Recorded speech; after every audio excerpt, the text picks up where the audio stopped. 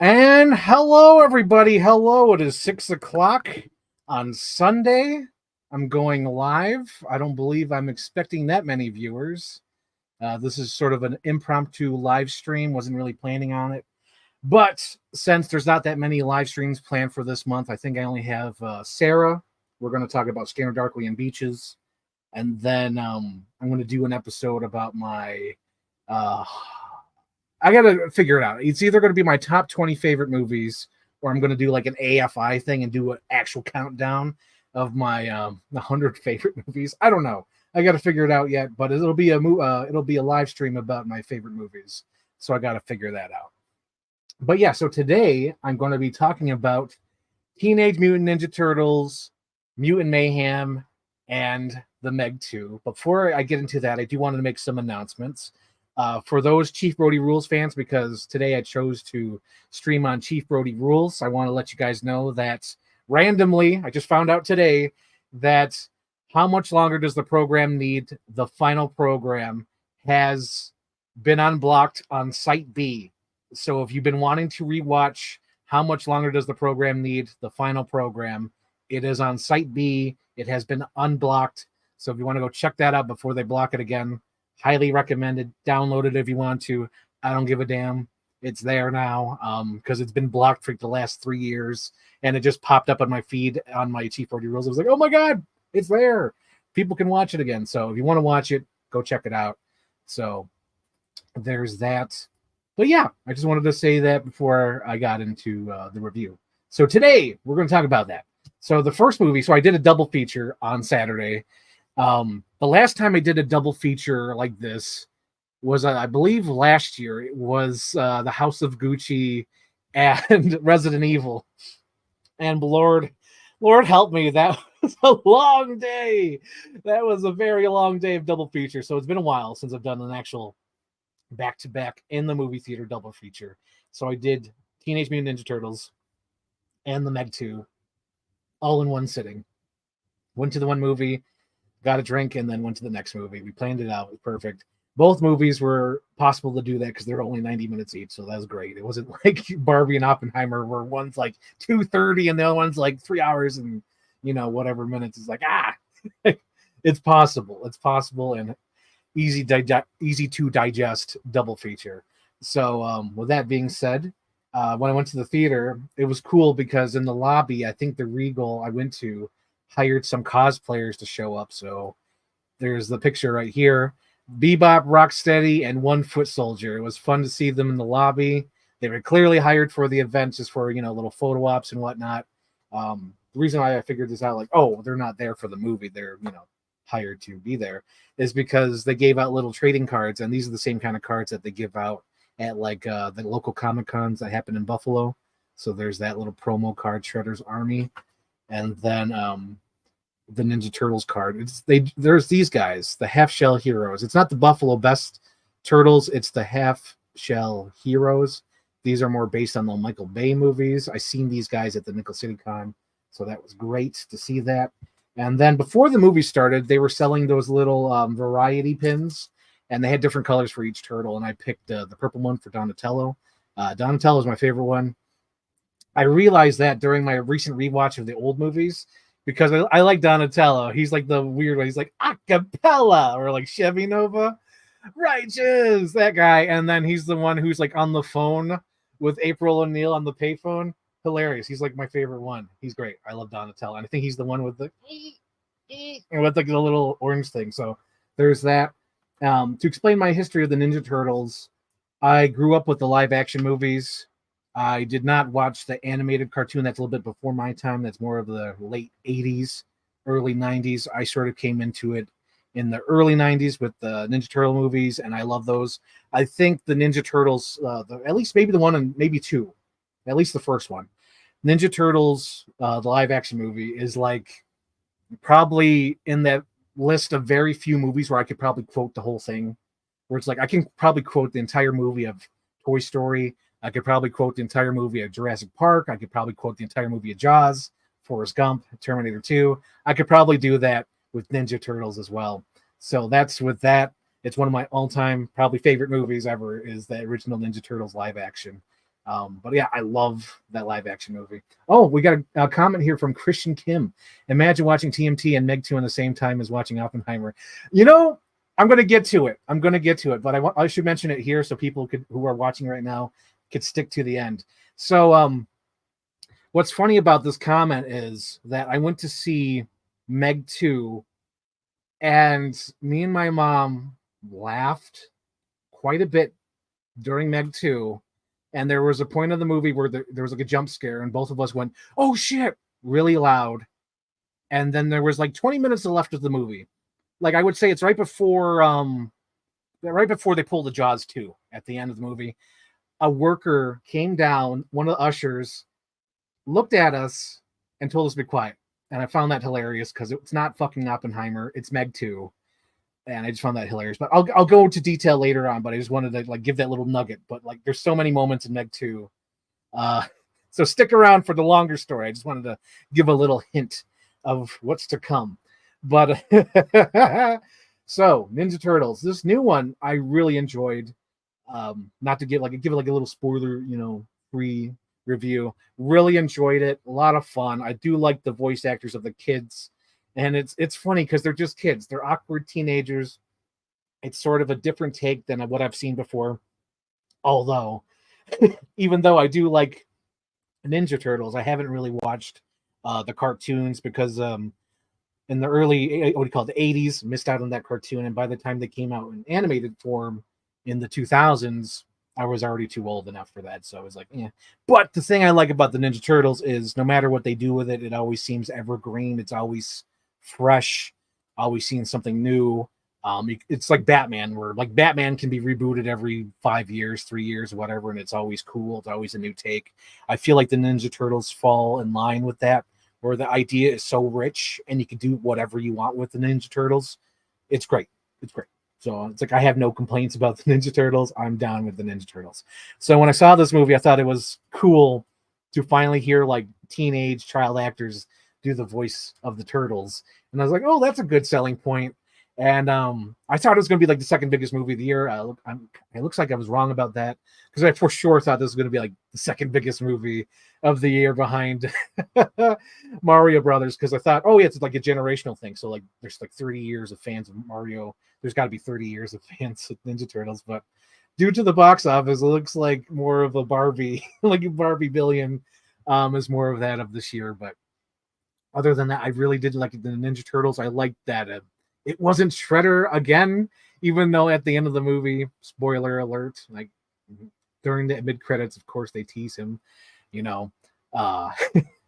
but it wasn't about Shredder again, because I feel like Shredder is always usually like the main dude whenever they do these Ninja Turtle movies. So it was kind of a refresher, like, oh, thank God it's not that. This more focuses on the mutant aspect of the characters and the established universe of those villains, like the Gecko, Bebop and Rocksteady, Superfly, things like that. So it's really fun to see that in this movie. I like the animation style. It looks like hand drawn in the corner of a sketchbook, like if you're in high school and you're drawing in like the margin of your homework. This is what it feels like. I really like that. The characters are really well done. It really puts you into the headspace of the characters right away. Because they do like 15 years ago, they do like the little, not epilogue, but the little prologue where it's like they tell like the backstory, like this is what happens. And then when they jump to the teenagers when they're older, it really puts you in their headspace because it's so sad, their life, because they have to live in the shadows and that they can't live as teenagers. I thought that was really sad. And I like usually they don't do that in the Ninja Turtle movies. Oh, maybe they do in the animated series. I have never watched the animated series, but it always seems like the turtles are always like fun and they don't really see that aspect. But this time it really focused on the awkwardness of a teenager of wanting to belong, of wanting to be a part of something bigger. It was really great. Yes, I like Superfly's entrance at the meeting. Yes, that was really cool. I like that as well. I really dug that. I liked how they got information from all the gangs, like, what's the name? Give us a name. And then like they beat him up, like, he gave us a name though, he cooperated. I thought that was funny. But yeah, like the whole characterization of the characters, like Leonardo, Mikey, Raphael, everyone got their little moment to shine in the movie. That was a lot of fun. And then they updated it. Like in this movie, like Donatello is sort of like the nerdy one because he's like he likes K-pop and he likes BTS. And what was the other thing? Oh yeah, Attack on Titan. He's more like an anime kind of kid. And then Leo, I like him as the leader in this, where he wants to be responsible, but he also doesn't want to be like a killjoy to his team, brothers. You know what I mean? And that was wonderful. I did like the little reference to the original movies where they did the "Go Ninja, Go Ninja, Go." I popped. I was like, "Yes, amazing! I love that." That made me happy. Literally got like an audible out of me, like, "Oh, yes!" And then I like the humor of this as well. You know, when I saw the trailer and they go fighting and like it's like it's in my leg. I thought the movie was about going to be like responsibility, and it really wasn't. It was about like family, just like the original movie was. The original movie is all about like family. Like if you're raised by a wrong person, you're going to do like wrong things. It was sort of the same plot as the first one because like the first one, it's like all these lost teenagers going to Shredder and they're being like bad kids, but meanwhile they had a loving parent like Splinter, they would have been on the right side of the law, and it's sort of that echoes that, you know. It's really cool. Um, let's see, the older brother aspect of Leo in this movie is something I could totally relate to. Yes, that was so good. But man, I was so sad in like the first couple of minutes. I was sad when they went to watch Ferris Bueller because they were just looking around and seeing like people having fun or having a relationship with boyfriend girlfriend, and that they were just so bummed. And then when they got home, they all said their dreams of what they wanted to do, and then they all had to say like, well, we can't focus on that because that's never going to happen. And I was just like, oh my god, that's such a depressing thing. And that's some things that happen when you're a teenager, you know, where you see that or you're like, oh, I want that, but you know, I just got to move on, I can't focus on that.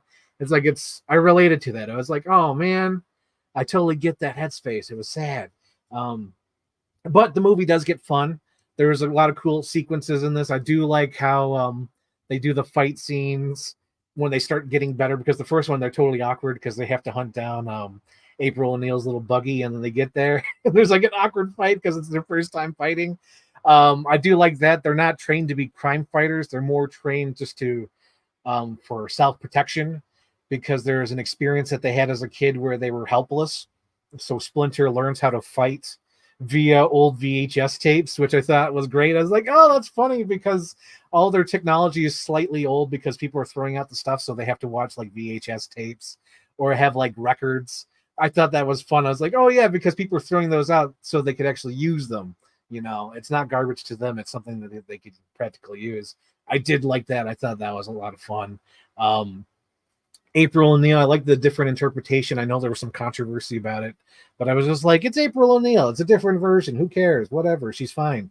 And I do like the puke thing. That was hilarious. I was like, again, I could relate to that because my high school had the video announcements. No one threw up, of course, but like they did have the video announcements that were exactly like that. Like, good morning, class.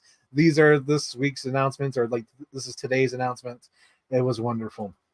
Another comment here. The end felt similar to the Mario Brothers movie, how everyone came together and accepted them as heroes. Oh my god, that's one of my favorite parts of the movie. So at the end, spoiler alert, uh, everyone's against the turtles, the toidles, and it's hard for them. They're like, oh no, we're trying to be heroes and we're still seen as the bad guys.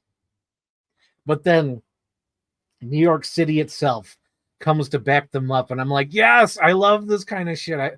It reminded me of like the Raimi movies when you mess with one of us, you mess with all of us.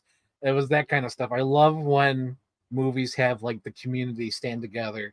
One of the visuals that just came to mind as I'm thinking about like that right now is like at the end of A Bug's Life, when Flick stands up to them and then they turn around and all the ants like go arm to arm. I thought that's so cool. I love when what do you call it? That happens in movies where it's like New York City or Bug's Life where they all go against the bad guys. I thought that was kind of cool. Captain Iron Dog, yes. New York people stand together, yes. Although Captain Iron Dog, I was shocked that both movies did not have a Native American reference. They fumbled the ball. And I think that's why they're not successful. You got to have the Native American reference in your movie. Barbie had the smallpox blankets. Oppenheimer said, give the land back to the Native Americans. We need more name drops. Although, to be fair, before both movies, they advertised reservation dogs. So it balances out. There's a balance. So what else I liked? The other thing that really caught me off guard was Paul Rudd. Like usually when I watch movies, like it doesn't matter who does the voice actors. So it always cracks me up when you see the trailer and it's like a whole list of actors who does the voices. Because when you watch the movie, it doesn't really matter. But with this one, when Paul Rudd gets on screen, you know it's Paul Rudd and he steals the movie. And not only does he steal the movie, he continues to steal the movie. Like his sequence is over and then it continues to him. And what I'm talking about is the hey, yeah, I say, hey, what's going on? When that song comes on, it continues to play. And it's the guy singing on this ukulele. And I was like, oh my God, Paul Rudd, you're stealing the movie. Like you steal everything. He steals so much. Paul Rudd can't get away with this anymore. We have to stop him. Let's see. Hang on, Captain Iron Dog. 1 out of 10. No native humor jokes. Exactly. No one said no native humor. Nothing in Ninja Turtles or Meg 2. Oh man. I did like that, how they go to the drop and then they meet the mutants and all the mutants are so cool. And then, oh God, it reminded me of another movie where like the whole team was like, I didn't want to be a bad guy. Why are we being bad guys? And they're like, look, after everything I've done for you, we're got to be the bad guy. I'll say that. That even though the ending's very enjoyable, everyone teams up. I did feel that I was like, oh, this is only the first Ninja Turtles movie with these characters, and we've already gone to a big giant kaiju monster, and we have to save the city. I felt a little disappointed in that. Also, I don't know how to say this without sounding too mean on the movie, but the Ninja Turtles movie, this Mutant Mayhem, gave me like a solid pilot. Like it's a solid pilot for a show. I don't know how to explain that feeling, but I think it's just it could have been the ending where they just end up in school. I'm like, well, like usually how it just ends with them like, ready to fight more crime. But this sort of sets up like more adventures, like more weekly adventures or more like you expect to see them like next week at the end of this. And I don't know. I don't know if that's the vibe they were going for. Because with I don't know, with movies, I like when there's like a solid like wrap up. Like sure, this technically could be a solid wrap up, but it gave me like a TV pilot vibe. Like this is gonna set up like a bigger universe. And I think I did see an article, so I'm not gonna play stupid. I do believe I seen an article afterwards where it said that they want to do like a TV show based off the movie. So perhaps that's what they're doing. But yeah, I got strong pilot vibes, and also I feel like they sort of like, I don't know, it's contradictory. I feel like it felt like a pilot, but I also feel like they went too big for the first movie. It's like, oh, the first movie, you're already fighting a big giant monster in New York City in Times Square. Like, where do you go from here? Like the next thing, maybe that could be it. Because like I do know that the Ninja Turtle comics get more outer spacey with aliens and stuff. So maybe that's like the next step. Because like with the first movie, that's already like, you've already, you have unlocked the huge thing. Now it's like, where do you go from here? Where do you go?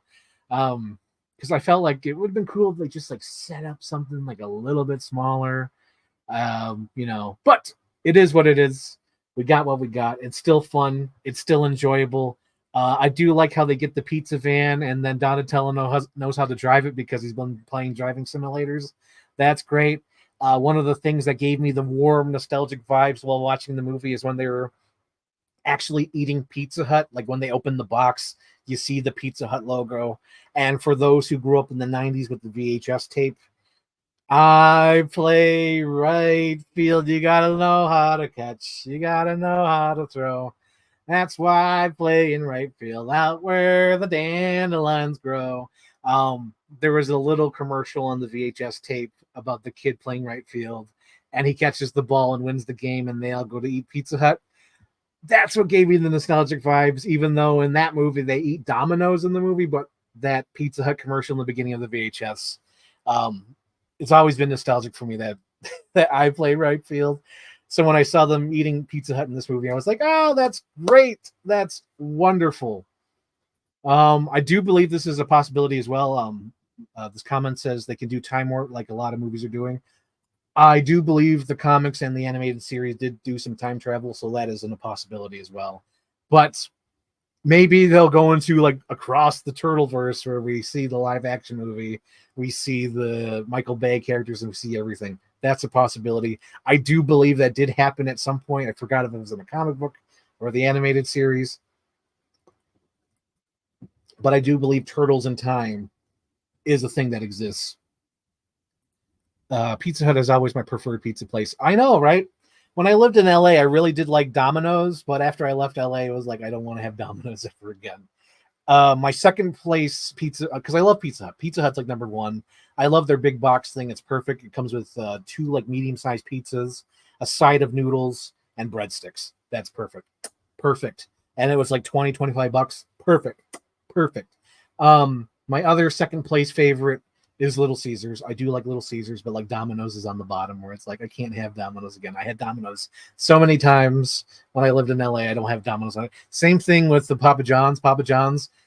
In college, literally, I feel like every day,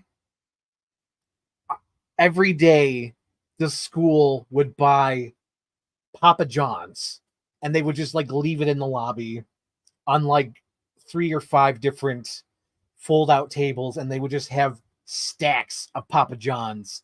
And me and my friends would eat Papa John's all the time in college.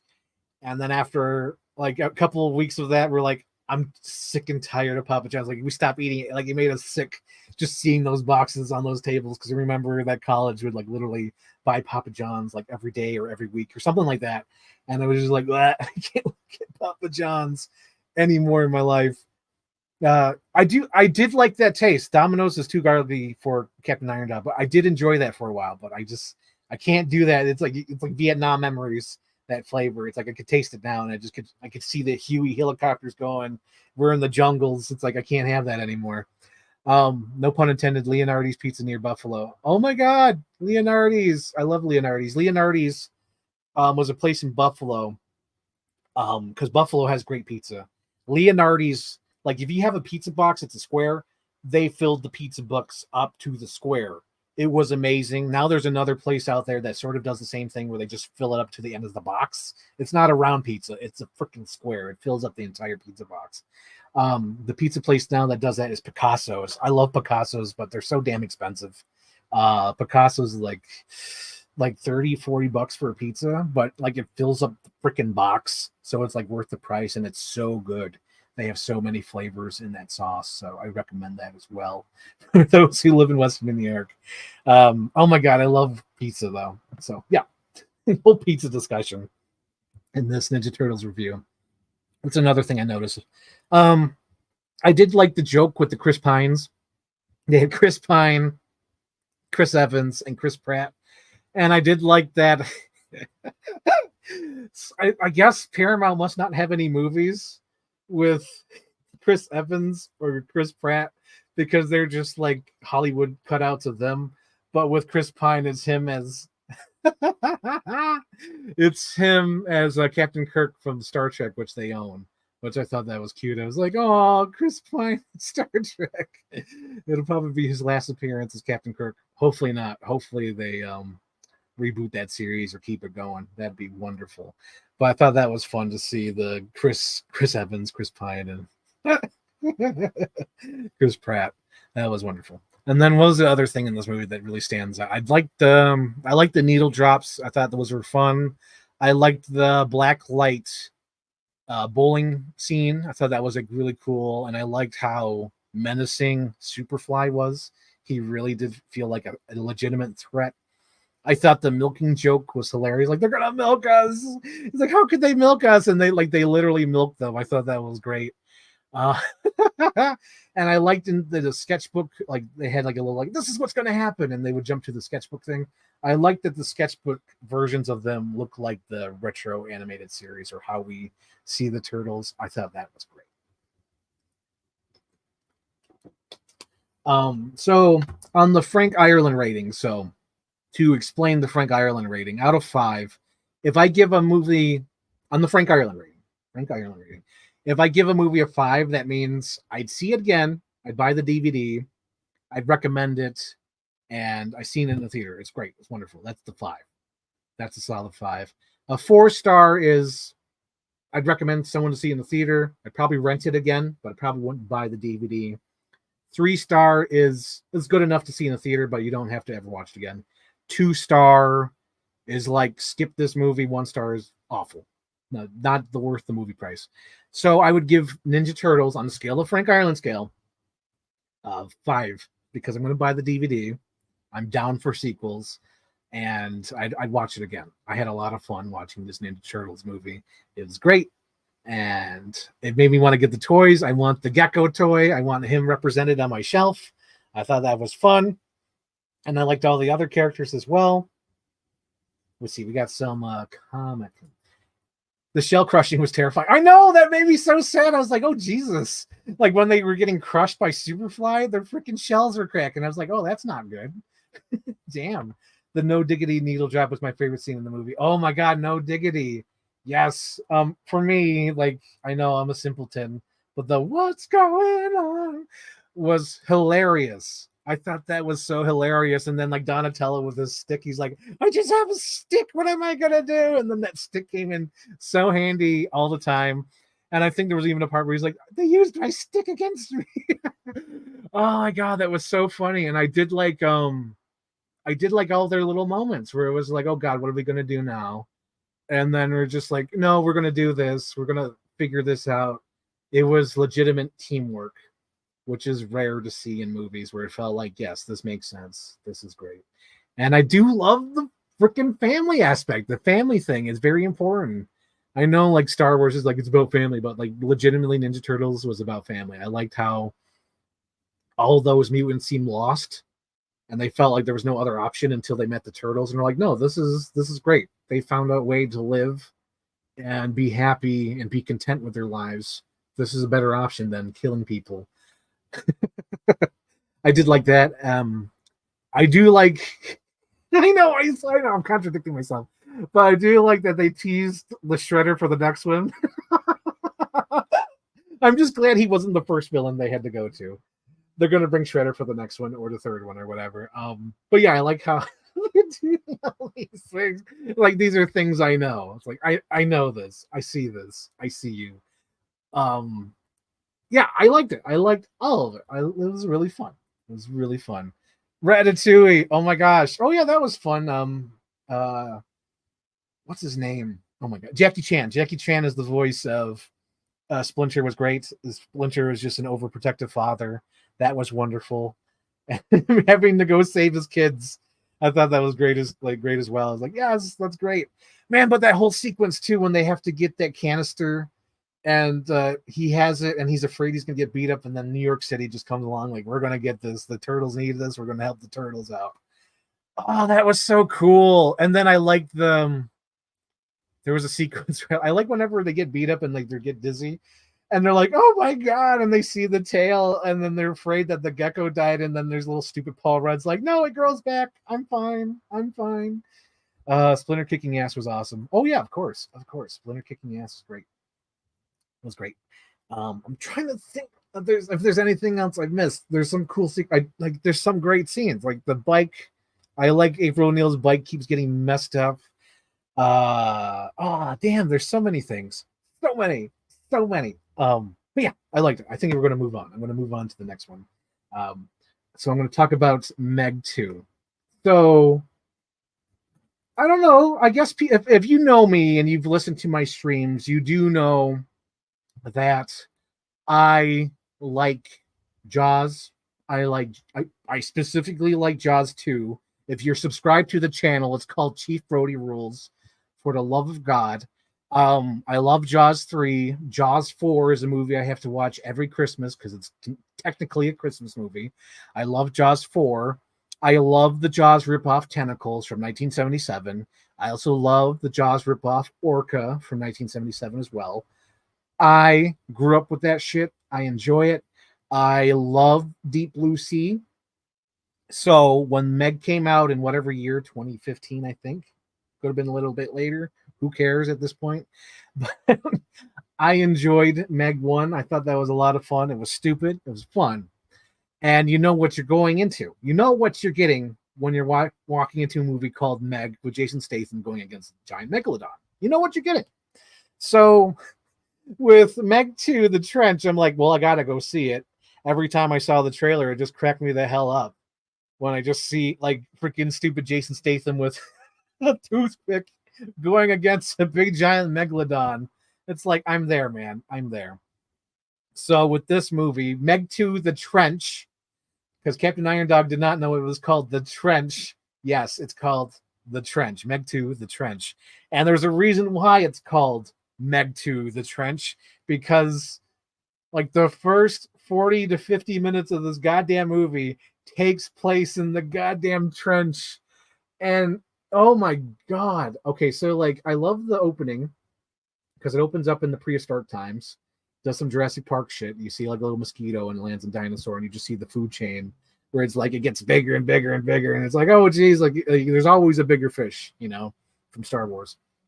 So it opens up with like, oh, we have a captured megalodon. When Jason Statham is being hero man, you know, stopping the, you know, the polluters out there who are dumping toxic waste in the ocean. So it's like it introduces all that. And then I love when they show the captured megalodon because the party, the freaking party. So like if you know these dumb aqua movies where it's about a giant sea creature, it is so perfect. What they did for this party. So at the party, they had these lights that are bulbs, these bulbs that change color. It's like big giant balls that change color and they're lighting up the party. And I'm like, that is perfect. That is like low-key Jaws 2 reference when they open up the new hotel because Amityville is in shambles. So they're just trying to open up something new to bring the community back. So it reminded me of those balloons from Jaws 2. And then when the rich woman goes out there in her like white dress and starts talking and giving a speech, her white dress is perfect. It looks like something you would see in those Irwin Allen disaster movies, like something from Towering Inferno, Poseidon Adventure, or a stupid Jaws ripoff. It is perfect. She's wearing this white gown. It is that. And I was like, I'm on board. Let's get going. And then it gets to the trench, and that's where the movie kind of gets like really fucking boring. Like really boring, like to the point where I'm like, okay, when is this movie gonna happen? Because it's so fucking boring. But the idea is that they go down to the trench and the big giant captured megalodon escapes and it goes into the trench with them. They follow the captured one and they find 2 additional megalodons down there. And instead of going on their mission, because they have a specific mission that they're down there for, they're like, hang on, wait a minute. Let's follow these megalodons and see what they're doing. These megalodons take them to this secret base that is built at the fucking bottom of this trench. We are in sci-fi territory now. I know this is already sci-fi, but we are in deep sci-fi territory that there is a big giant complex built at the bottom of this trench. And I forget what happens because my mom was like, okay, I'm kind of getting bored. I'm going to get a refill. Do you need anything? I'm like, no, I don't need anything. I legit get on my phone because I'm so bored at this point. I'm like checking my phone, like, you know, getting rid of the notifications, seeing who called me. And I turn it off, and my mom comes back, and then I notice like there's like an explosion that happened. I have no idea what happened, and the submarine stops working. I'm like, okay, I guess someone must have blew up something down there and tried to, stop these characters from discovering this thing, but they're still alive. And it turns out the girl in the rich gown has been mining for some metals at the bottom of this trench that will make her billions of dollars, billions with a B. And you find this out a little bit later, but I'm just explaining it to you now because this is all stupid and ridiculous. So there was a saboteur because now Jason Statham is stuck at the bottom of the ocean with the little girl who is like that annoying little girl who knows how to do all the stuff. And she snuck on the mission. And then she's got her loose cannon uncle. And then you got like some other characters that are going to get kicked off. And they have like, they try to give them some character. So you care about them, but like, you really don't care about them. You just know like, okay, cosplay guy. Okay, scared woman. That's exactly what it is. So it's just like it's so generic. It's like they don't even have names. I think they give them names, but it doesn't fucking matter. So it's like, okay, you got anime guy and then you got scared woman. Okay, great. They're the ones who are gonna die. So on the surface, the surface is like, oh god, we gotta go send the rescue crew. Let's send a rescue crew down to save them. Oh no, the rescue sub has been sabotaged. We have a saboteur up here. And it turns out to be like this nerdy girl who's in charge. So like when the freaking mercenaries come on the ship, freaking like engine mercenaries, like out of Jurassic Park, they have like machine guns and shit. And then you got the two goofball guys from the original movie are like stuck up there and they're trying to hide out like it's Die Hard. So at the bottom of this trench, like Jason Statham is like, we gotta go out there. We gotta walk on the bottom of this trench. And doing like some of the shit, me and my mom are laughing. And then whenever there's like scary shit with the megalodons, we're screaming. Full disclosure, that's what's going on. So there's like some stupid lines, we're laughing. And then there's some scary moments where like, because like the shark comes up or like a freaking, that was another scene too. So the octopus kills the cosplay guy. And I literally squirmed in my seat. I was like, no, not octopus. I don't like octopus. Because like the movie Tentacles scared the shit out of me as a kid. And there's some visuals in that movie still freak me out, even though it's a stupid low budget movie. But like when I see that octopus eye in the fucking Meg 2, I was like, no, I don't like giant octopus. Stop it. No. So luckily they don't show too much. You just see the eye and it already freaked me out. I was like, no, because like when you see an octopus eyes freak me out. I'll just say that. They freak me out. I don't like it. I don't like it. So full disclosure, me and my mom cracking up, screaming because it's a horror comedy. Clearly a comedy. So they get to this complex, anime guy dies, and scared woman implodes. So they get down to this complex and they find like almost like a Temple of Doom sort of like because in Temple of Doom there's like that oh god, it's a conveyor belt. It's a conveyor belt at the bottom of this trench that has all the rocks that they break up down there. And it's like, why would they have a conveyor belt down there? Why not just like explode it and then send the pieces up and then break it up on the surface?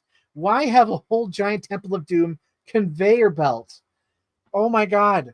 So they're going around and they're like, oh, they're trying to figure out like, oh, they have my technology. Why do they have my technology?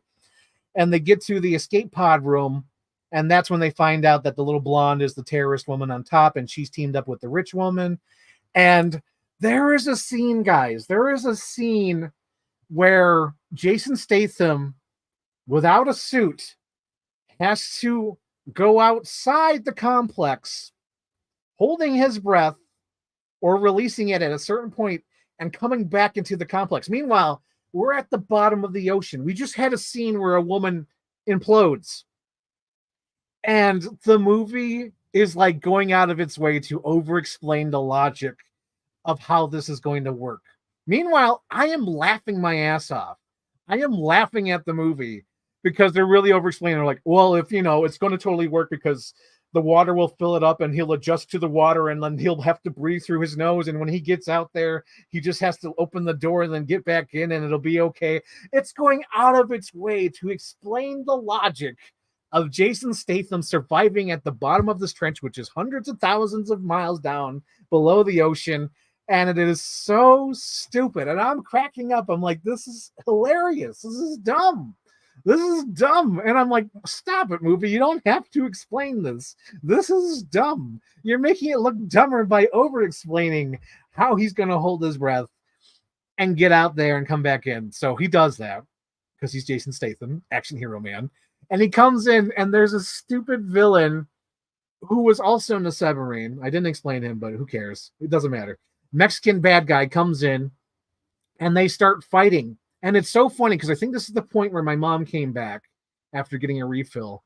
And she was like, is this really happening? Is Jason Statham fighting? Because my mom was thinking, like, this is impossible. How is there a villain fight scene at the bottom of the ocean? Clearly, Jason Statham is having hallucinations because he had to hold his breath and going back inside the complex. And I'm like, no, this is real. This is happening. And as I'm saying, no, this is real. This is happening. They turn the conveyor belt on and they're fighting. And he's got like a little pickaxe. And I'm like, this is fucking dumb. It's so dumb. I'm cracking up. My mom's laughing as well. But like, it is stupid. They're on the conveyor belt and Jason Statham had just hold his breath. And the stupid pickaxe breaks the thing. And I was like, Spielberg would be so proud of how Temple of Doom inspired this stupid sequence in this Meg 2 The Trench movie. It is so great and stupid. But somehow I don't even know how it happens. I think they just punch him because this Hispanic guy keeps coming back. He's like the second bad guy. He's like the Carl from Die Hard. He is like the freaking he's the second baddie. He's like the muscle of the rich woman. So Jason Statham saves the little girl, the loose cannon uncle, and the platonic friend woman. And they get in the submarine and they're like, we'll never make it out of here because the megalodons will see us. And loose cannon uncle's like, no, I'm going to turn on all the lights on this undersea complex and the megalodons will attack us. So I don't know how the hell this Hispanic guy gets out of there because, oh wait, that's right. I remember how he gets out of there now. It's also ridiculous. But so they turn all the lights on. The megalodons start attacking the underwater sci-fi base that looks straight out of Alien. And they go to the surface in their little submarine and they make a giant hole in the submarine because I think not only do they put all the lights on the underwater base, I think it implodes and sends an explosion up that breaks the trench. Also, Hispanic man puts on sci-fi gear, underwater sci-fi gear, and attaches himself to like the balloons that they send to the surface, that they send the rocks that they mine down there. He attaches himself to that, and he gets to the surface as well. So now they all get back to Die Hard on the oil rig, whatever they're on, the scientific rig, and it's so stupid. One of the wonderful things about this movie is that one of the characters has this bag and he pulls out this Desert Eagle 50 cal gun and he's like, I even got poison tip bullets like they got in Jaws 2. And I was like, yeah, this is the best thing I've ever seen in my life. And it's so great. And I was like, they referenced Jaws 2. Oh my God, I'm so happy. So now all the underwater creatures have escaped from the trench. We got 3 megalodons, we got a giant octopus that escaped, and we also have these little dinosaur Komodo dragons that could walk on land and water. So we got tons of things that escaped from the breach.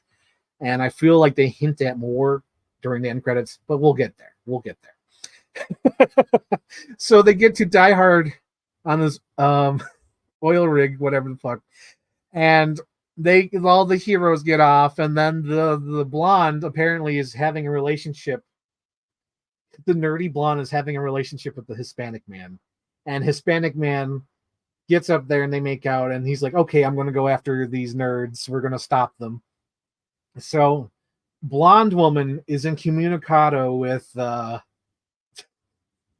she's talking with the rich woman, and as she's talking to the rich woman, one of the megalodons break the freaking, the oceanic oil rig. So all the heroes have to escape the oil rig, and there's a funny scene as well. There's a funny scene showing that this is comedy, mind you. Comedy. So the black guy and the Indian guy are locked in the room. I don't know if he's Indian. He's the Cliff guy, the cool Cliff guy. So Cliff and the black guy are in the room, and the black guy's like, okay, I'm going to give you this pepper spray. What you're going to do is spray them, close the door, give it like 5 seconds, and then go back out. So he tells them plan, because they're outside. Because outside, it's like all these engine mercenaries. Like, I swear to God, straight out of Jurassic World. They got like all this mercenary gear. It's like, who the hell's paying for all these guys? So they go out there, they spray the mercenaries with the pepper spray, but he goes out too early. He doesn't wait 5 seconds. He goes right out. He's like, my eyes! Showing that this is a comedy. So we're laughing. We're cracking up.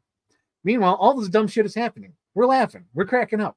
So there's another scene where the mercenaries are surrounding them, and then like the Cliff guy's like, I can't see. It's straight out of like Star Wars. He's like Han Solo, and the black guy's like Lando. He's like, I can't see. And they have to run around this oceanic oil rig, and they so anyway, I think at this point the heroes finally leave, because they all find each other. They're like, great, let's get the hell out of here. We got to get to the mainland. We got to tell people. Oh my God. Oh, so they find out that the closest land is the resort called Fun Island. And they get to the resort, and it's so funny because they finally have cell phones, and they're like, damn, there's no signal. And then there's a scene where the black technical guy is like, okay, I'm going to go old school. He picks up a landline, and he's like, damn, landlines are out too. And I'm cracking up because it's so stupid. They're giving any excuse for no one else to save the day. And Jason Statham has like this idea, because they're on this little boat, and this little inflatable boat, and they're, oh my God, it's so stupid. Oh my God. So he has like these little toothpicks. I know they're like little metal spears, but to a megalodon, they're stupid toothpicks. So he's got these toothpicks, and he's like, there's the explosives, and we're going to use it to explode the megalodons. This is what we're going to do to take care of them. Oh my God. So they get to Fun Island, and this is all the stuff that's in the trailer. So this is like when the Megs are attacking the beachgoers. We have little Pippet from the original Meg movie comes back, and this is fucking hilarious. Yes, Captain Iron Dog. Yes, this is wonderful. This sounds like my kind of movie. This is a movie that Luke Coons would say, this is trash, half star. This is me saying this is 5 stars. I would see this again in a heartbeat in the theater. But I'm getting to that, because like, so this whole fucking time we're cracking up. So me and my mom are cracking up because they're in the boat and they're rowing their little inflatable boat. Meanwhile, these giant megalodons are out there, and these engine mercenaries are chasing them on a boat, and they turn on their engines, and the Hispanic guy's like, no, my girlfriend just died. You got to turn off your engines. They are Jackson. And then like 2 seconds after the mercenaries leave, the fucking megalodon comes up and eats their boat.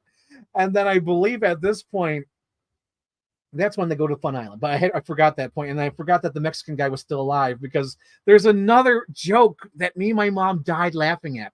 So the Hispanic guy is still in talks with the rich woman, and he's like, I need to get out of here. Send me some more guys. And she's like, yeah, I'll help you. And he's like, are you crying? Because he's like literally crying that he lost his blonde girlfriend.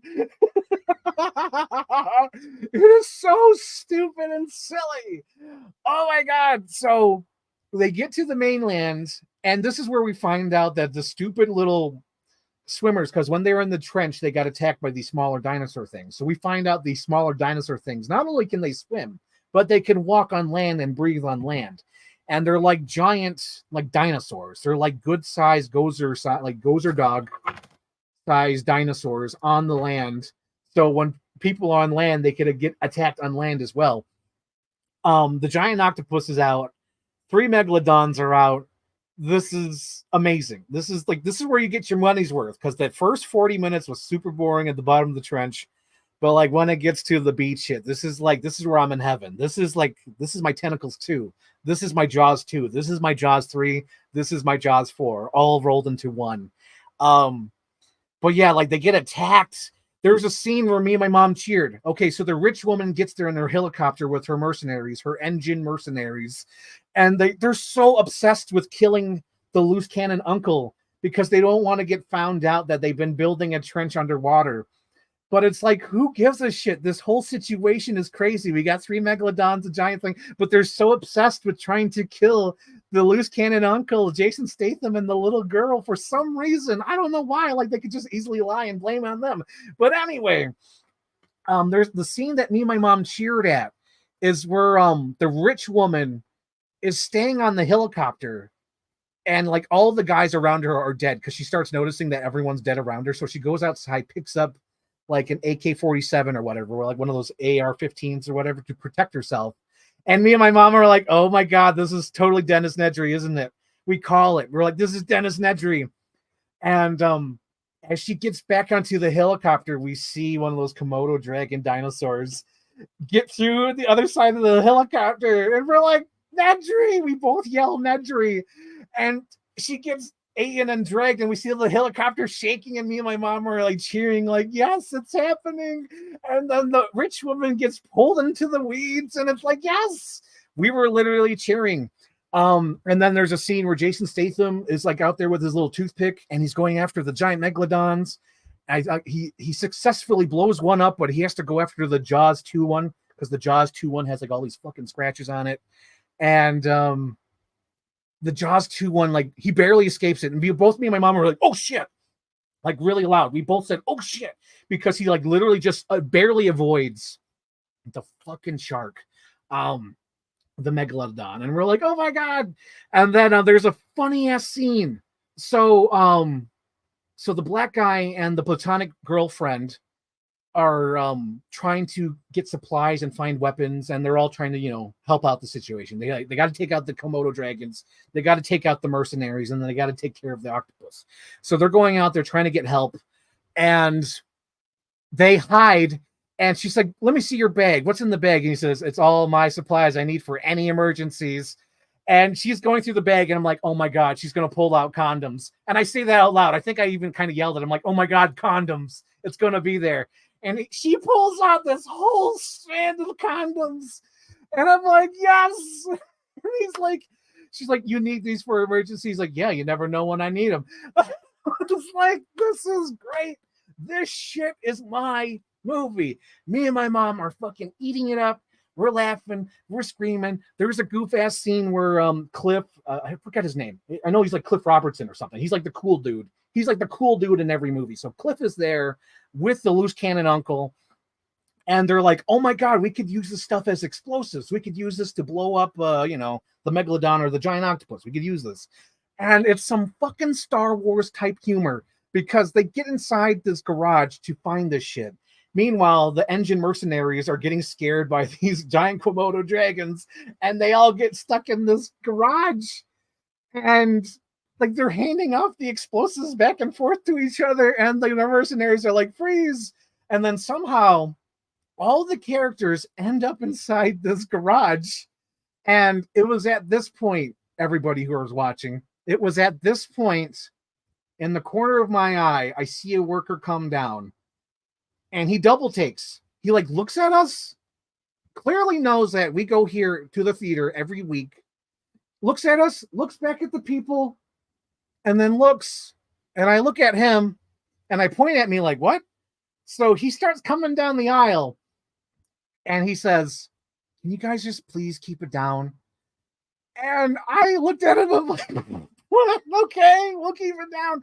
But we were laughing and cheering and screaming so much, someone took MEG 2 seriously and did not like us laughing at this fucking silly ass movie where Jason Statham holds his breath underwater, where there's a Temple of Doom conveyor belt, where there's giant sharks eating inflatable boats, where they're yelling Jaws 2 in the movie, And I just couldn't help but laugh. And my mom was like, "What happened? Were we in the wrong seats? Did they think we snuck in here?" Because we saw, Ninja Turtles and then Meg 2. And I'm like, "No, he told us to be quiet." And she's like, "Oh." And meanwhile, my mom has been going, whenever like there's dinosaurs and sharks. So she's already been trying to cover her mouth.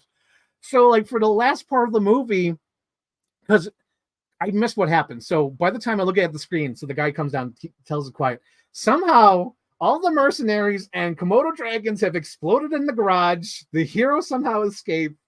The hero, like the Cliff and Loose Cannon Uncle, made their little bomb. They're in a helicopter. And meanwhile, I'm trying to keep quiet now because I'm like, oh, geez, someone in this theater took this movie seriously and we were ruining their experience for them of this comedy, this horror comedy. So I'm trying to keep it down, trying to tone it down, as Ving Rhames said in his Piranha review. But so, holy shit. Like one of the next scenes in the movie is so I don't even know where to go to here because there's so much shit that happens. So we have so the Komodo dragons are chasing Cliff and Rich Uncle. They fuel up the helicopter as much as they can. They get up in the helicopter and they cover the Komodo dragons with gasoline. They blow them up. It's wonderful. It's heroic. So they try to go take out the giant octopus. So they go to try to take out the giant octopus.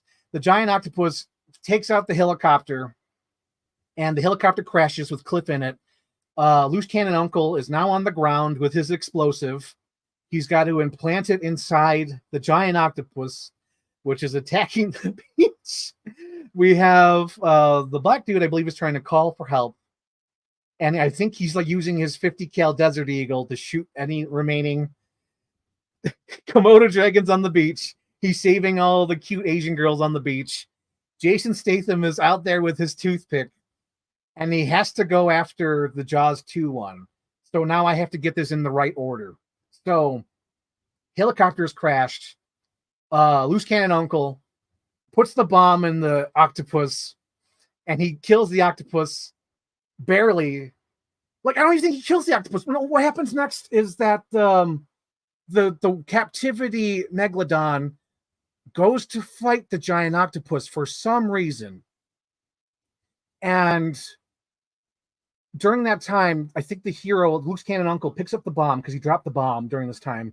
So the megalodon is biting the shark, and then he uses the bomb to blow up the giant octopus. Captivity megalodon escapes, and then giant octopus explodes. So at this point, we are at the last Jaws 2 megalodon, and the loose one is out there, but the loose one doesn't matter because the loose one's the friendly one. So Jaws 2 shark is up against Jason Statham. Jason Statham has lost his jet ski. He is now, I think he's at the edge of the beach next to the helicopter. Oh, no, wait. Okay, so that's what's going on. Okay, now I remember. So Loose Cannon Uncle is trying to save Cliff from the helicopter. Cliff should be dead because that fucking helicopter rolled so many times, but Cliff is still alive. Loose Cannon Uncle is trying to save him. And there is something that they never introduced in this movie, and it's only for me and my mom because we're hardcore giant monster movie fans. But this is all ripped off from Jaws 2. They've never explained it in this movie, but me and my mom know because we love Jaws 2. We know that sharks are attracted to noise. So the giant Jaws 2 megalodon is heading towards the helicopter because the helicopter is scraping against the rocks and it's causing noise. So what Jason Statham does, that me and my mom are like, oh shit, he's doing the Chief Brody rules. He's doing the Chief Brody rules shit. He picks up the big giant helicopter blade. Don't know how. He's just Jason Statham. He is not, superhero man. He picks up giant sharp helicopter blade and starts hitting it against the rocks and the water. Again, none of this has been introduced. This is going on Jaws 2 logic, and you only know this if you've seen Jaws 2. So me and my mom are hooping and hollering, and we're like, oh my God, it's happening. He's doing Jaws 2. And fucking the shark, the megalodon, hears what he's doing and goes back, and we're like, yes, this is it. And I swear to God, I thought he was going to say like, come on now, you son of a bitch, say ah. I thought he was going to do all that because it was almost like shot for shot. Because in the Jaws 2, for those who don't know, I should explain it to the audience because I'm sure you guys have never seen Jaws 2. So in Jaws 2, Chief Brody is trying to, what do you call it? He's trying to tow in the boats. But instead of pulling in the boats, he pulls in the cable from Cable Junction. So the cable is underwater. It is pure electricity. It's what powers Amityville.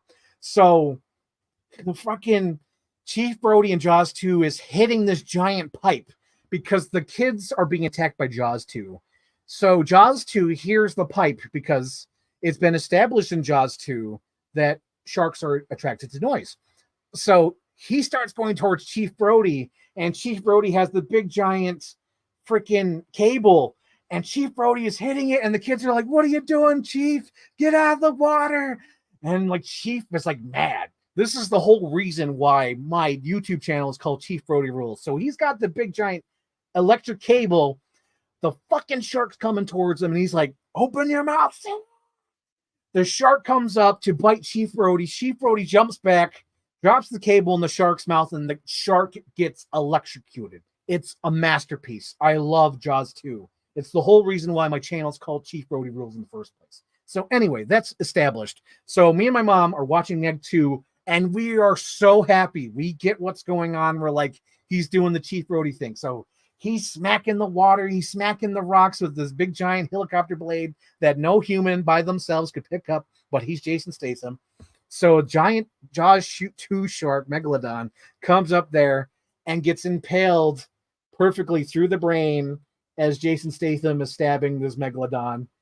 And fucking Jason Statham says, so long, chum, or something like that. And me and my mom, like, this is a comedy. And we were laughing. And we were just like, somebody complain. So go to the comments here because I've been talking about this movie so long. Over the top hilarious reference to other movies. So clearly played out. Exactly. Boo those people. Boo them, I say. Yes, boo them. Hand Clicker is similar to Chris Pratt's character, Dinosaur Clicker. Totally. So now the only thing that's okay, so all the Komodo dragons have been killed, burned, or exploded on land. Giant octopus been exploded by Loose Cannon Uncle. First Megalodon got blown up in the brain by toothpick. The big giant Jaws 2 Megalodon got stabbed in the head with the thing. So now the captivity Megalodon's still loose. And they start freaking out like, oh God, it's going to kill us.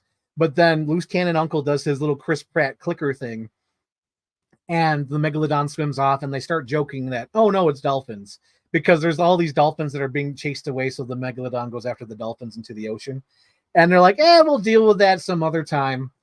And it's so great. So they're all just sitting on the beach relaxing, and it's all fun time. And I was like, oh my God. Like, this is totally in the vein of like a movie like Volcano or Jaws 2, Tentacles, Jaws 3D, Piranha 3D. It is a comedy. So at the end, me and my mom are really thinking like, who the hell complained? Who the hell complained and took this movie seriously? It's not like we're watching fucking Oppenheimer. It's not like we're cracking up whenever Robert Downey Jr. is doing this with his mug. We're not cracking up every time when he goes like, when he does that. We're not cracking up every time Einstein comes on screen. You know, it's not like we're laughing during Oppenheimer. You know, it's not like we're laughing during some fucking drama. We were laughing during MEG 2. And we just sat on the bench and we were just contemplating, like, what was it? What was the breaking point of these two people that went to complain? What was the breaking point? And the thing was, we couldn't think of it. We're like, it could have been so many things. It could have been when we were laughing at Jason Statham holding his breath. It could have been because whenever it was before the freaking they blew up the thing. I almost wonder if it was because me and my mom were really trying to figure out. We sat in the lobby and we were just trying to break it down. We're like, at what point did they get up to go to the lobby, go get a worker to say, hey, can you tell these people to keep it down? And we think, because to the time frame of what happened in the movie and when the worker came in. We think it's when we cheered when the rich woman got killed by the Komodo dragon dinosaurs. That's what we think it is, because we really cheered. We were like, it was like a fucking Marvel Avengers movie kind of cheering, where we're like, yes, look, she's dying like Jurassic Park. This is great.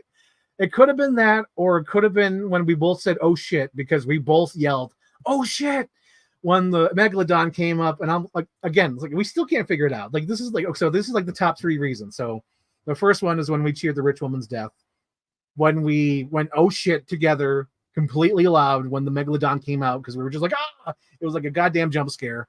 And then the third thing is, I'm like, and it's third because I don't really think it is, but I was like, oh, it's going to be condoms. When I yelled that, I don't think I yelled. I think I just said it loudly. I don't think I yelled it. I'll be very clear. I just went, oh my God, it's going to be condoms. And then she pulls out condoms. It's one of those 3 things, because all those things happen in the time of someone coming out of their seats, going to the lobby, coming back. All those things. So whoever those people were, I just feel sorry for, because, like, could you imagine retelling that story? Like, I went to see Meg 2, and there was these people that were just laughing at the movie way too much, and I had to go complain.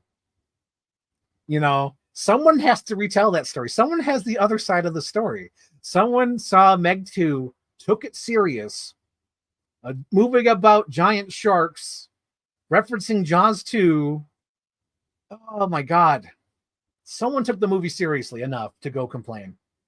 I can't fathom it. I can't fathom it, because the movie is clearly a comedy. You are supposed to laugh at these things, and they're supposed to be dumb, fun moments where you can, like, you know, cheer or have fun.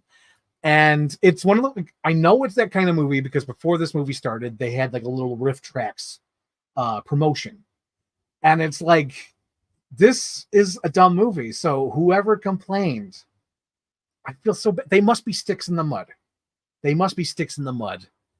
Or they go see like one movie a year, because it was so funny, because that worker clearly knew us, because he did a double take. Because I'm sure whenever the person went out to complain, I'm sure they said, oh my God, there's these 2 kids in the front row who are laughing too much during this movie. You have to go complain. They're doing like nonstop talking or something. Because he goes down there, and we're so quiet, and like, because we weren't even laughing at the time. We were both quiet. He goes down there, and he finds that we're 2 grown-ass adults. And not only that, but we are regulars to this theater. We go to this theater every week. We saw Oppenheimer twice. We saw the Barbie movie. We saw Ninja Turtles. We are regulars, because he did a double take, and he sort of hesitated to go down the aisle. But I just find it funny. Here we go. Here's a comment. They weren't kicking out kids. They were growing up full on adults with another. You know what's funny? I want to say this. Oh, hang on. I got a comment from Captain Iron Dog. Imagine someone complaining during Strays. Exactly. It's like someone, that's exactly the comparison. If someone went to complain to the lobby, like, hey, these people are laughing too hard during Strays. Like, you're seeing Meg 2, The Trench. It is, it's a comedy. It's a comedy. Jason Statham literally says, see you later, chum, to the fucking giant shark. Oh my God. It is completely ridiculous. I can't get it. But talking about this comment, they weren't kicking out kids. I was supposed to see it with my sister, because my sister was like, I might make it. I might be able to see one of those movies. If my sister was there, hell, if both of my sisters were there, if both like Rachel and Marissa were there, we would have been kicked out. Because I shit you not, guys, this is not the first time this has happened. In 2005, with me, my mom, and my sister, we all went to see Madagascar. There wasn't, again, okay, so with this Meg 2, there was only 8 people in the theater. So 2 of those 8 went to complain. So when 2005, when I saw Madagascar with my mom and 2 sisters, and there was only like maybe 2 families in the background, a worker came in and said, if you guys don't keep it down, we're gonna kick you out. That happened during Madagascar in 2005. So if my sisters and me and my mom were all in Meg 2, I swear to God, we'd all probably get kicked out. Because Meg 2 is just that hilarious. It takes a while to get there. It's not all fun. Because I swear to Christ, all that trench stuff is so goddamn boring. It is so boring. But when it gets going, it gets really fun. It gets really fun. But yeah, so if you're into that kind of stuff, Captain Iron Dog, I'd highly recommend it. Just because me and you are on the same page, you know, it's like me and you, we're from the streets. You know, I get it. Like, you know, as the guy John Peters once said, me and you, we get each other because we're from the streets. Like, this is not a Luke Coons movie. Luke Coons need his riff tracks for this movie. He needs assistance. Me and Captain Iron Dog, we watch this without assistance. We watch this without our floaties. We watch this without the bumpers. We don't need that shit. We could go in Meg 2 without it. Luke needs his floaties. Luke needs his bumpers. He needs his riff track guys to help him out with this. But this is fun. I loved Meg 2. It's stupid. It's definitely for those who enjoy fun, stupid movies. If you don't want to pay full price for that and you want to watch it at home, totally do that. Let's see. Walking out and saying determined 5 stars. Yes. So you're saying it would have been called Meg 2 without the trench subtitle. Oh my God. I'm so glad it has the trench subtitle, because when I was watching the movie, I'm like, okay, that makes sense. It's the trench. But it is so boring in the trench. It is so goddamn boring because it's just them in their sci-fi suits walking across in the dark, avoiding giant octopus and giant Komodo dragon dinosaurs. But yeah, it's a dumb movie. It's a dumb fun movie. If you're willing to pay for it, go see it in the theater. Don't walk, run, because most likely this will get kicked out because more screens of Barbie and Oppenheimer are being put in, I'm sure. But Meg 2 is definitely a movie I'd see again in the theater. And hopefully with my sister, because I want to put it to the test. I want to see if we both get kicked out. Because I think we would get kicked out. God damn. And it's so funny because there was only 20 minutes left of the movie. Only 20 minutes left. Because it happened before the see you later, chum. Oh my God. The Jason Statham. I can't fathom it. I can't really fathom it. So that's the review. So I enjoyed both movies. Both movies get a 5 Frank Ireland rating. Both movies I'd buy, watch again. But unrealistically, if we're doing, you know, my friend Stewart or a Luke Coons rating, both movies are no, Ninja Turtles is probably a 3. Realistically, a 3-star. And The Trench is like a 2-star. You know, realistically. But Frank Ireland rating, you come here for the Frank rating, 5 stars. Both of them. Buying the DVD, watching them again, laughing at them again. It was great. It's great. You've now convinced me to watch this tonight. Yes, go see it tonight. You'll have a blast. But seriously, you'll try to stay awake during the trench scene because it's so fucking boring. But when it gets to the silly shit, it is so good. And that the fact that they reference Jaws 2 and all of that stuff, it is so fun. It is so fun. Or at least for me and my mom, because we love this shit. We love that kind of stuff. But yeah, so that's my official review. And let's see, 125. So that means they've probably been on here for about hour 10. So I'll do my generic ask me anything for the last 5 minutes. If it goes beyond that, that's fine. But just want to see if anyone asks me anything. For those who are tuning in, I don't know if you caught in the beginning, but I just want to give another reminder that how much longer does the program need? The final program is unblocked on Site B. So for those who don't know, Site B has all of my vintage YouTube poop. It's all there. The reason why I did that, for those who don't know, is because people would subscribe to Chief Brody Rules to get YouTube poop, and I hadn't made YouTube poop in like 12 years. So I had to just separate the brand because Chief Brody Rules is definitely it's me, and it's not YouTube poop, so I had to make Site B. So, but for those who want to watch that, go check it out. It's unblocked. Go download it. I give you permission because that shit has been blocked for like the last 3 years. I think it was only live for like a month, but go check it out. We're lucky we didn't get later. The theater brings we're lucky we didn't go later because the theater brings on duty police officers. Oh, geez, yeah, we could have been kicked out by police officers for laughing too much at Meg 2. So that's a good thing. We got complaints at a matinee of the Meg 2. Oh my god, so stupid and ridiculous. So yeah, I just want to give that update. Final program is on Site B. Go there now, go watch it, go appreciate it. It is the full cut, the full extended cut, with additional jokes. But yeah, go watch it. Because literally, that thing has been blocked for the last 3 years, and it just blew me away. And I'm like, oh, geez, people can watch it again. So go watch it. It's great. I collaborated with Kirk Beatty on that one, Anthony J. Longbone, Joel Walden, and my friend Jen, the It FIT. So there's that. I'm trying to think of any other updates. This month, there will only be, I think, 2 more streams on I Want My TV Now, because this month is going to be Fan Expo and the fair, so I won't be streaming as often this month. I only have 2 planned. One is with Sarah. Me and my friend Sarah are going to watch a Scanner Darkly and Beaches for our movie review. And then the other stream, I'm going to go through my, I got to figure out how many. I'm either going to talk about my top 20 favorite movies or do an AI-fi special and just go through my 100 favorite movies. I might even leave a poll. So for those who are watching this after the fact, please leave a comment. Do I do all 100 movies or I do only the top 20 favorite movies? It's up to you. I leave it in your hands. I just feel like I need to update the top 20 favorite movie list from 2017 because I feel like that is out of date. I feel like it needs to be updated for my current standings because I do believe some current movies are on there now in my top 20 list. And I do believe some other movies that I love so much deserve to be on that list because I don't think Ghostbusters is on there. And I feel like Ghostbusters, it's in my top 20 at least. So I need to redo that list.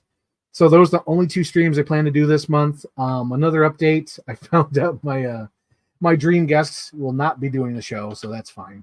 That is completely fine. And at some point, I got to schedule a watch along with my friend Phil Dragish. We're going to watch Small Soldiers. I got to program that or figure that out at some point. I also want to do a watch along with Matthew Robinson at some point. And I got to do a video about Power Rangers at some point. But there's like a lot of ideas that I finally need to do. But for the month of August, there's only 2 planned. There's only 2 planned. So is there any other questions before I head out concerning anything else? I'll stay here for a little bit longer, just a little bit. I'm trying to think if there's any other news out there. Oh, yeah, I just found out Guardians of the Galaxy is on DVD now, so I'll pick that up. Oh, yes, Captain Iron Dog. Yes, there's 2 purchases. I was kind of thinking about doing it tonight, but since I need more content this month, I'm holding out on opening these. I don't know if I'll do it for the top 20 things or just do a random unboxing, but I have this Raphael and Mikey double pack from NECA. These are from the first movie, so I'm going to unbox these at some point, and then I got to unbox these guys at some point.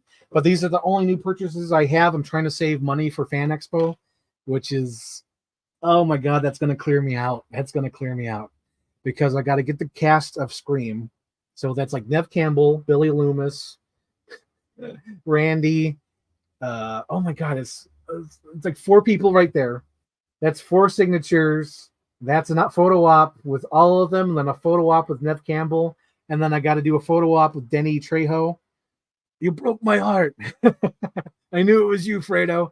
And then trying to think. Who else is there? I think those are the main ones. Like, I need to get those. I need to get Danny Trejo. I need to get the Scream cast. And Millie Bobby Brown. I need to get a photo op with Millie Bobby Brown.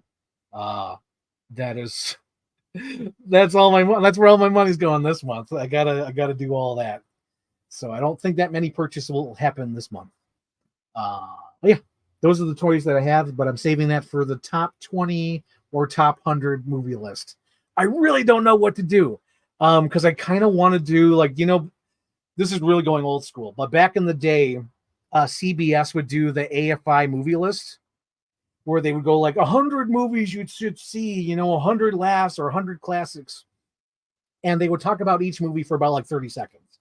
And I kind of want to do that, but that's like a lot of talking.